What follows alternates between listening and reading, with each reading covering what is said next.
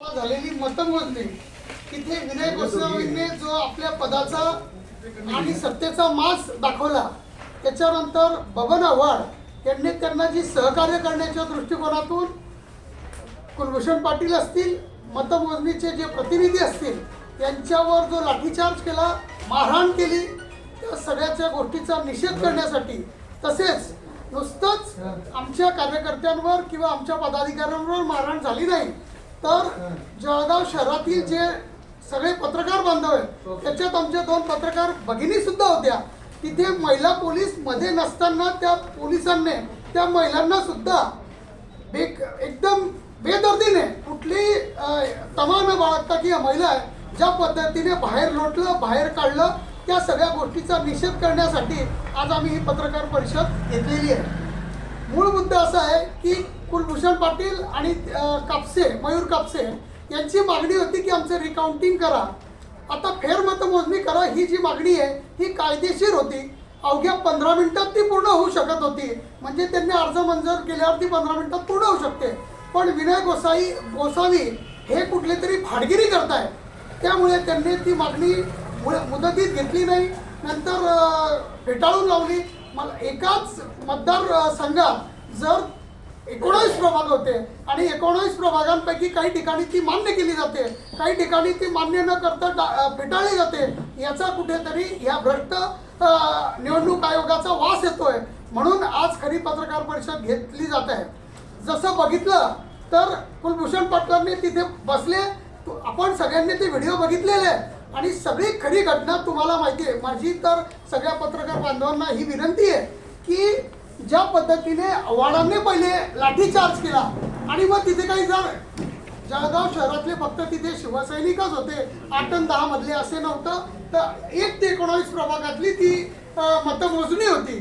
आणि तिथे इतरही प्रभागात त्यांनी 1 मध्ये असेल, 3 मध्ये असेल, 6 मध्ये असेल जो अन्याय केलेला होता, त्यामुळे त्या प्रभागातील सुद्धा लोक तिथे आलेली होती.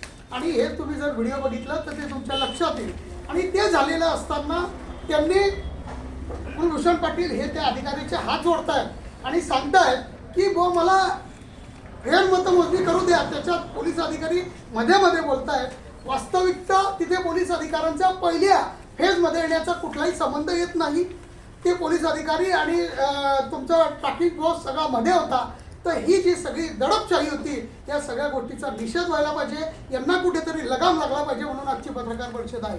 तर तिथे कुलभूषण पाटील हात जोडून विनंती करत असताना विनय गोसावी हे जे खोटं बोलत होते की ही यांनी मला अर्ज मुदतीत दिला नाही, तो 5व्या फेरीलाच त्यांनी अर्ज दिलेला होता, मुदतीत अर्ज दिलेला होता, पण ते कोणाची तरी सुपारी घेऊन काम करत होते, म्हणून त्यांनी तो अर्ज मुदतीत घेतला नाही आणि नंतर तो फेटाळून लावला. आणि ज्या पद्धतीने त्यांनी फेटाळून लावल्यानंतर पोलिसांनी ज्या पद्धतीने कुलभूषण पाटील असतील, त्यांच्याबरोबरचे कार्यकर्ते असतील आणि आमचे सोबतचे सगळे पत्रकार मित्र असतील, यांना ज्या पद्धतीने दंडुकेशाही केली, त्या सगळ्या गोष्टीचा निषेध होऊन हे जे अधिकारी होते, बबन आव्हाड असतील, गणापुरे असतील किंवा अजून जे कोणी अधिकारी असतील, यांची तात्काळ चौकशी होऊन त्यांना बडतर्फ केलं पाहिजे.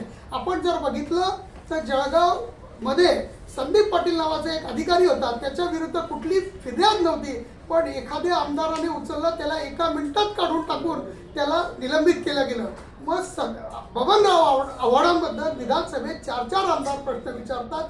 विधानसभेतले मंत्री तिथे सांगतात की मी 8 दिवसात चौकशी करून कारवाई करेल. आता ती 17 जुलै 2025 ची घटना आहे आणि आतापर्यंत कुठली कारवाई झालेली नाही. उलटी बबन आव्हाडांना LCB सोडून MIDC दिलं गेलं, म्हणजे सगळ्याच क्रीम पोस्टिंग दिल्या जात आहेत. तर याच्या मागचं गूढ काय हे पण समजलं पाहिजे. माझं असं म्हणणं आहे की SP साहेब संदीप पाटलांबद्दल वेगळी भूमिका घेतात आणि बबन आव्हाडांबद्दल वेगळी भूमिका घेतात, हे कुठे तरी संशयाला कारणीभूत आहे. तर म्हणून या गोष्टींची चौकशी झाली पाहिजे. जोपर्यंत ही चौकशी होत नाही तोपर्यंत बबन आव्हाडांना निलंबित केलं पाहिजे आणि निलंबित करून निपक्षपाती चौकशी करावी. कारण आज आपण राज्यामध्ये जी परिस्थिती पाहतोय की रामाचं नाव घेतलं जातं आणि रावणासारखी परिस्थिती, रावण राज्यासारखी परिस्थिती या राज्यात आज इथे आहे. ज्या पद्धतीने बबन आव्हाड असतील किंवा विनय गोसावी असतील यांनी जो काही प्रकार केलेला आहे, फक्त 15 मिनिटात ती फेरमोजणी झाली असती, पण ती नाकारण्याचं कारण काय? कायद्यात तरतूद आहे. मग तुम्हाला कोर्टात जा म्हणजे काय? कोर्टात गेलं की 2-4-5 वर्ष निघून जातात आणि जर त्यांनी कायद्याच्या व्यतिरिक्त चौकशी मागितली असती आणि त्यांनी ती नाकारली असती तर आम्ही समजू शकत होतो. आम्हाला पराजय सुद्धा मान्य होता, पण त्यांनी तसं न होऊ देता कुठेतरी सुपारी घेऊन काम केल्यासारखं काम केलेलं आहे. त्याच्यानंतर पोलीस प्रशासनाने ज्या पद्धतीनं कुलभूषण पाटलांना दणके मारले, बाहेर फेकलं आणि त्याच्यानंतर जमावावर जो लाठीचार्ज केला ही अतिशय निंदनीय बाब आहे, लोकशाहीला काळिमा वाटणारी बाब आहे. म्हणून आम्ही आजची पत्रकार परिषद घेतली आहे. याबाबत आम्ही निवडणूक आयोगाकडे एक तक्रार पण केलेली आहे, त्याची सगळ्यांना